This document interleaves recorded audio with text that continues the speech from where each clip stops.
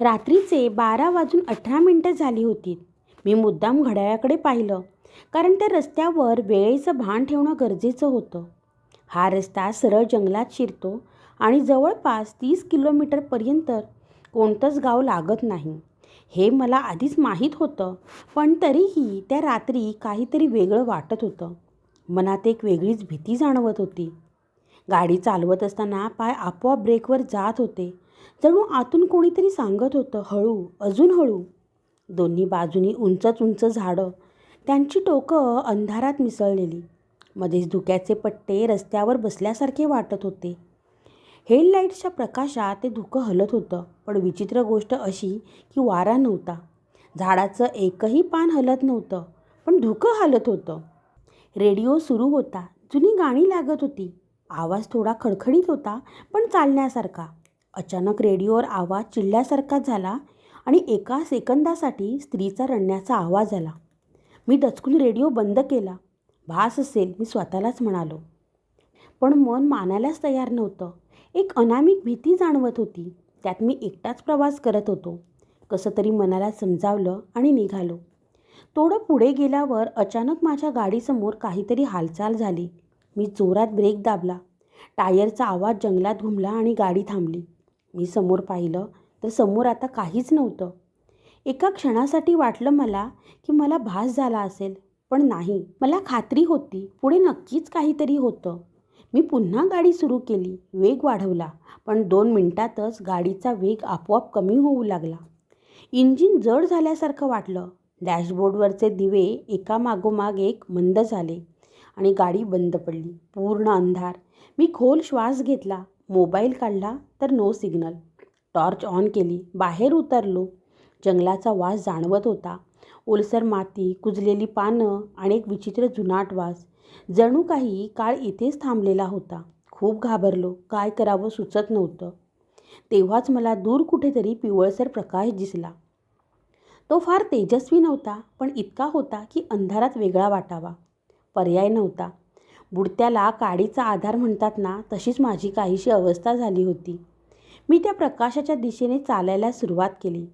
जसजसं पुढे जात होतो तसं लक्षात आलं, तो प्रकाश एखाद्या एकट्या घराचा नव्हता, तर ती एक वस्ती होती. लहानशी, जुनी पण जिवंत वाटणारी. मातीचे रस्ते, कमी उंचीची घरं आणि प्रत्येक घराबाहेर मंद पिवळा दिवा. मला पाहूनही कुणी आश्चर्याने पाहिलं नाही. जणू माझं येणं अपेक्षितच होतं. एक म्हातारी बाई समोर आली. रात्री प्रवास करू नये म्हणाली. इथे वेळ नीट वागत नाही. मी विचारलं, हे गाव कोणतं? ती हसली, पण हसण्यात आनंद नव्हता. नाव असतं तर गाव इथे अडकलं नसतं. मला त्या शब्दाचे काहीसं आश्चर्य वाटलं, पण माझ्याकडेही काही पर्याय नव्हता. मी त्या आजीला विचारलं, आजी, आजची रात्र मला इथे राहू द्याल का? उद्या सकाळी लवकर उठून जाईल. माझी गाडी जंगलात बंद पडली आहे आणि घरी जाण्याचाही मार्ग नाही. आजीने होकारार्थी मान हलवली. मला एका घरात थांबायला जागा दिली. घर जुनं होतं. भिंतींवर भेगा, पण आत विचित्र ऊब होती. भिंतींवर एक घड्याळ लटकलेलं होतं. मी घड्याळाकडे पाहिलं. वेळ होती 1:07. मी थोड्या वेळाने परत पाहिलं, तरी 1:07. मी विचारलं, घड्याळ खराब आहे का? घरातली बाई थोडा वेळ शांत राहिली. मग म्हणाली, इथे सगळी घड्याळं एकच वेळ दाखवतात. त्या रात्री मला झोप आली नाही. बाहेर कुठेतरी घंटा वाजल्याचा आवाज आला. एकदा, मग दुसऱ्यांदा, तिसऱ्यांदा, मग पूर्ण शांतता. कधीकधी बाहेर कुणीतरी चालण्याचा आवाज यायचा. कधी कुणी दाराजवळ उभं आहे असं वाटायचं, पण दार उघडलं की काहीच नसायचं. शेवटी डोळे जड झाले आणि कधी झोप लागली ते कळलंच नाही. डोळे उघडले तेव्हा खोलीत थोडासा उजेड पसरलेला होता.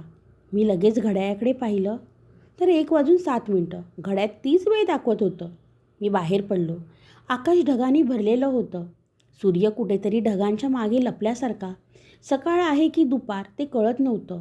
हवेत एक विचित्र स्थिरपणा होता. न गार न उष्ण. मी आता घरी जायला निघालो. थोडं पुढे गेलो आणि गावाच्या टोकाशी पोहोचलो. तोच रस्ता जिथून मी आलो होतो, माझ्या गाडीपर्यंत जाण्याचा. मी वेग वाढवला, पण काही अंतर चालल्यावर लक्षात आलं, रस्ता पुन्हा गावातच येऊन मिळत होता. मी 2दा 3दा प्रयत्न केला. प्रत्येक वेळी तोच परिणाम. तेव्हा पहिल्यांदा माझ्या पोटात गोळा आला. मी खूप प्रयत्न करूनही त्या गावाच्या बाहेर पडत नव्हतो. फिरून फिरून तिथेच येत होतो. मी पुन्हा गावात आलो. लोक बाहेर होते, पण कुणाच्याही चेहऱ्यावर घाई नव्हती. सगळे आपापली कामं करत होते, पण तीच कामं, जणू तेच तेच करत होते. जणू सगळं आधी ठरलेलं होतं. एक बाई घर झाडत होती. मी अर्ध्या तासानंतर परत आलो, तर ती अजूनही तेच काम करत होती. मी तिला विचारलं, किती वेळ झाली? ती म्हणाली, वेळ जात नाही इथे. ते वाक्य साधं होतं, पण अंगावर काटा आणणारं. थोडं पुढे एक मुलगा दिसला. काल रात्रीही तोच होता. मी त्याला ओळखून म्हणालो, काल रात्री तू इथेच होतास ना? नाव काय तुझं? किती वर्षाचा आहेस बाळा? मी त्याला सहज विचारलं. तो माझ्याकडे पाहून थोडा वेळ गप्प राहिला. मग म्हणाला, इथे जन्म होत नाही, मला वय नाही माहीत. माझं डोकं आता सुन्न झालं होतं. मी पुन्हा गावाच्या बाहेर पडण्याचा प्रयत्न केला. एव्हाना माझ्या लक्षात आलं होतं की हे काहीतरी भयानक आहे. आता मी त्या गावाच्या मध्यभागी येऊन पोचलो. तिथे एक जुना फलक होता, अर्धवट मोडलेला. त्यावर काही नावं कोरलेली होती. सगळी नावं खोडलेली. फक्त एकच नाव स्पष्ट होतं. ते माझं नाव होतं. माझ्या अंगावर काटा आला. मी गावकऱ्यांना विचारायला सुरुवात केली, पण कोणीच सरळ उत्तर देत नव्हतं. सगळे प्रश्न टाळत होते. फक्त एक वाक्य वारंवार ऐकू येत होतं, वेळ पूर्ण झाल्यावर समजेल. आता मी गाडीकडे जाणारा रस्ता न धरता दुसरा रस्ता पकडला, जो जंगलाकडे जाणारा होता.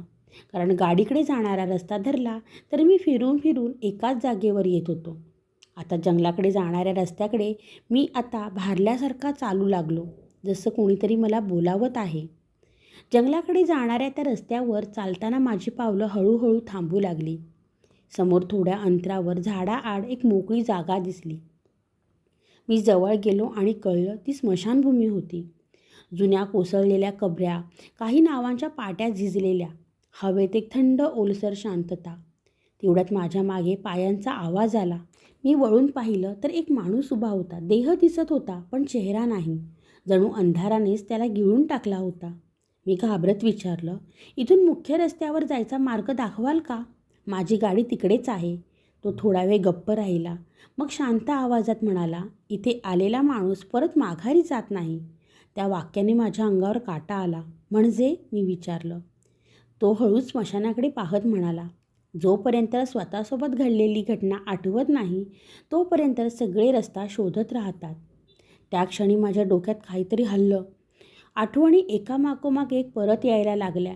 रात्रीचा रस्ता, धुके, रेडिओवर अचानक आलेला रडण्याचा आवाज, समोर झालेली हालचाल आणि जोरात दाबलेला ब्रेक, आणि मग एक भयानक धक्का.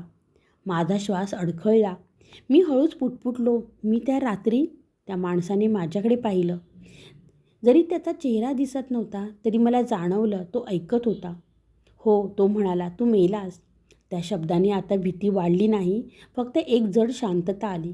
मी डोळे मिटले आणि पहिल्यांदाच माझं मरण मी मान्य केलं. डोळे उघडले तेव्हा आकाश उजळलेलं होतं. सकाळ झाली होती. मी स्मशानात नव्हतो. मी जंगलाच्या कडेला उभा होतो आणि समोर माझी गाडी होती. लोक जमा झाले होते. कोणी पोलिसांना फोन करत होतं, कोणी शांत उभं होतं. मी पुढे गेलो. गाडीच्या शेजारी रस्त्यावर माझं शरीर पडलेलं होतं, निश्चल, थंड. त्या क्षणी सगळं स्पष्ट झालं. ते गाव, ती वस्ती, तो वेळ 1:07. तो शेवटपर्यंत न स्वीकारलेला क्षण होता. मी एकदा मागे पाहिलं, तो माणूस इथे नव्हता. फक्त रस्ता होता जो पुढे जात होता. तुम्हाला जर हा व्हिडिओ आवडला असेल तर व्हिडिओला लाईक अँड सबस्क्राईब करा. थँक्यू.